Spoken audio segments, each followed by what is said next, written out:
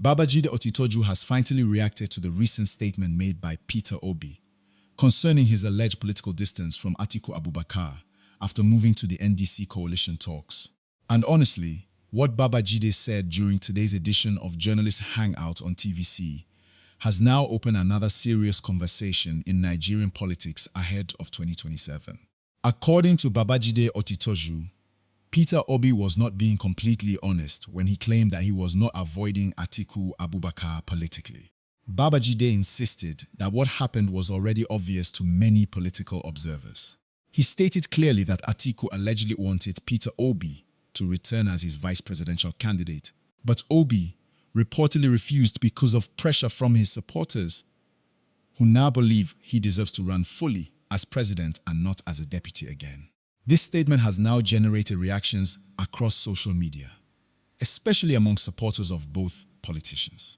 Many Nigerians are now asking whether the opposition can truly unite ahead of the next election, or whether personal ambition and political calculations may eventually divide them. But before I continue with my full breakdown and analysis, I want you all to carefully watch this interview clip and listen to everything Babajide Otitoju said for yourselves. After the interview, I will come back immediately to explain the hidden political meanings behind his statement, what this could mean for Peter Obi, Atiku Abubakar, and the entire opposition movement ahead of 2027. So watch this interview carefully till the end. And if you are new here, kindly like this video, subscribe to the channel, and turn on the notification bell so you will always get updates anytime we drop fresh political stories and analysis. Politicians. Is this what he was thinking of? So, who should play politics if not politicians? It's politicians who are good at playing politics. Oh, yeah. They are very optimistic people. You see clearly that somebody is going to lose an election, but don't even mention that to him because he will not agree. He would rather take the plunge than take advice not to go into the race. So, what is for politicians? Yeah. Well, Peter Obi says he's not avoiding Atiku Abubakar, but let's face it, their friendship, their brotherhood has been badly bruised. Atiku would have expected Peter Obi to stay with him and even step down for him and be his deputy. Again. But Atiku believes, but Obi believes he has come of age, having contested as presidential candidate and done well in the election. There is no way that anybody can convince him that he should go back, take 2 steps backwards again to be somebody else's running mate. So he believes that he has momentum on his side, he has age on his side, and this person is way older. So he didn't think that he should be his deputy anymore. But many people thought that he was going to be his deputy. People speculated that Obi had agreed to be his deputy. But at the end of the day, he knew that his supporters would be outraged if he agreed to be Atiku's deputy once again. And in my view, he took the right decision. Now, Atiku clearly didn't see Peter Obi's defection to the NDC coming. And you cannot tell me now that having defected to the NDC, that Atiku will be happy with him.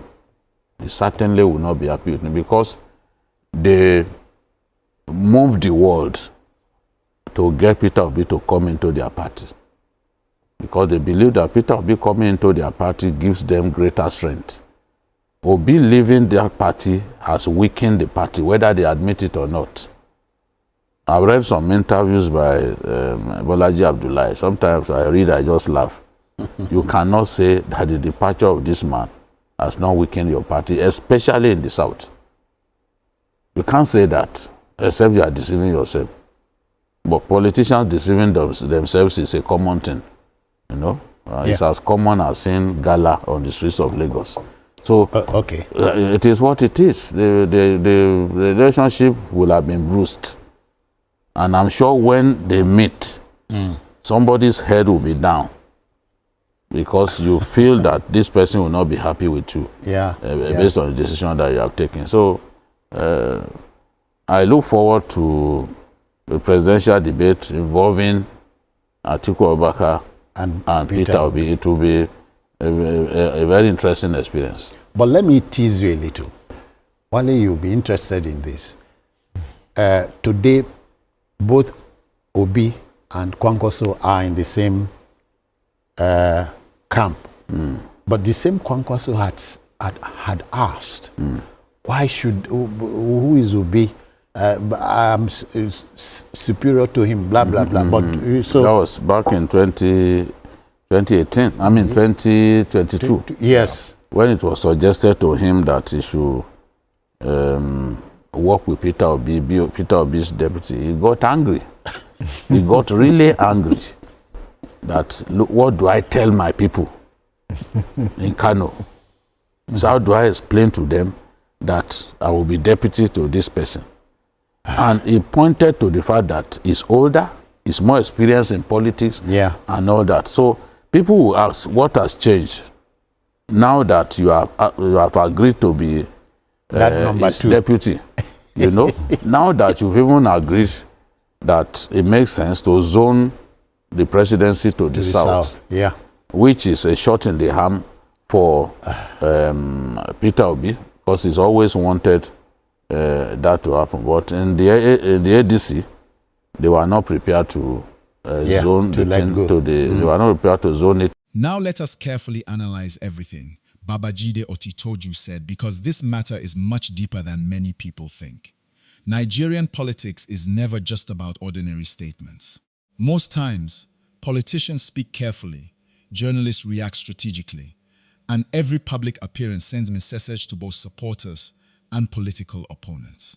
First of all, let us understand the main issue here. Peter Obi recently tried to clear the air concerning rumors that he was avoiding Atiku Abubakar politically after coalition discussions involving different opposition figures. Obi reportedly maintained that he was not avoiding Atiku and that political consultations were still ongoing. But Babajide Otitoju completely disagreed with that explanation. According to him, politicians often avoid telling the full truth publicly because they want to protect their political image and avoid offending supporters. Babajide believes the real issue was that Atiku allegedly wanted Obi to return as his running mate, while Obi and his supporters no longer see that arrangement as acceptable. Honestly speaking, if you look deeply at Nigerian politics today, you will understand why this matter is becoming very sensitive. Back into 2019, Peter Obi accepted to run as vice president under Atiku Abubakar. At that time, many obedience did not yet exist as a strong political movement. Obi was still growing nationally, and many people saw him as a respected but smaller political figure compared to Atiku. But after the 2023 presidential election, everything changed completely. Peter Obi built one of the strongest grassroots political movements Nigeria has seen in recent years. Whether people agree with him or not, nobody can deny that his supporters became highly vocal, organized, and emotionally connected to his political message. Many young Nigerians began to see him as the face of a new political direction. Now imagine, after building that level of support, Peter Obi suddenly returns to become vice president again under another candidate. Many of his supporters may see it as political demotion. Some may even feel betrayed after defending him strongly for years. This is exactly the point Babajide Otitoju appears to be making. He believes Obi may not openly reject Atiku publicly because politicians always try to remain diplomatic. But according to him, the body language already shows that Obi may not be interested in returning as a running mate. And this is where things become very interesting politically.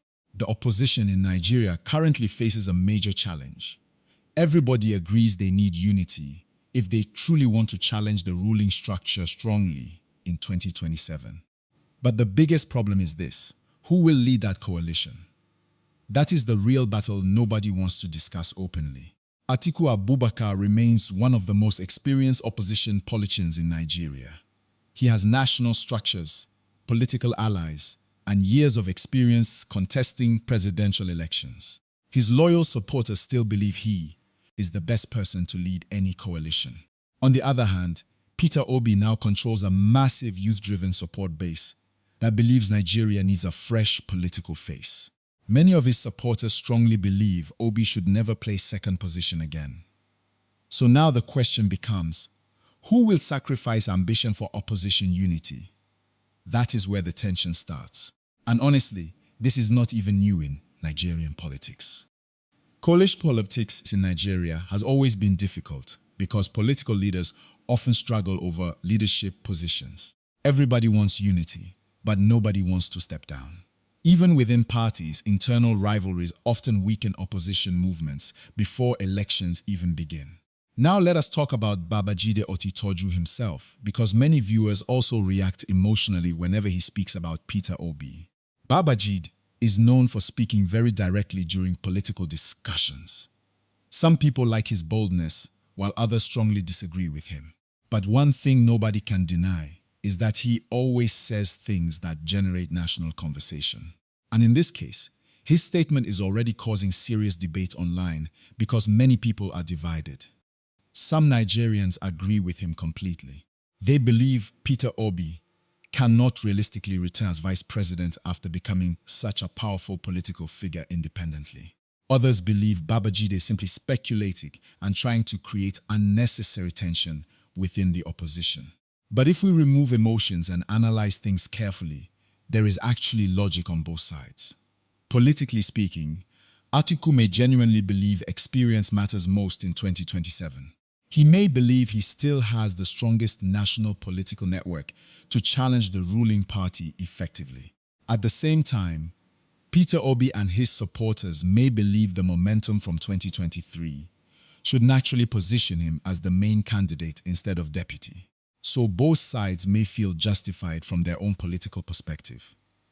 Another important angle many people are ignoring is the role of supporters themselves. Sometimes supporters create pressure that makes political compromise difficult. Imagine if Peter Obi suddenly accepts a VP role again. Many of his supporters online may immediately become disappointed. Some may accuse him of surrendering his political movement. Others may even lose enthusiasm completely. The same thing applies to Atiku supporters. Many of them also believe Atiku has invested too much politically to step aside now. So when Babajide said Obi refused because of his supporters, he may actually be referring to this exact political reality. Supporters now influence political decisions more than ever before in Nigeria, because social media has changed the political environment completely. Today, politicians constantly monitor public reactions online before making major moves. Now let us also look at the possibility that both politicians may still eventually work together despite all these rumors. Politics is full of surprises. Many politicians who criticize each other today may become allies tomorrow if political interests align. Nigerian politics especially is known for sudden alliances and unexpected negotiations.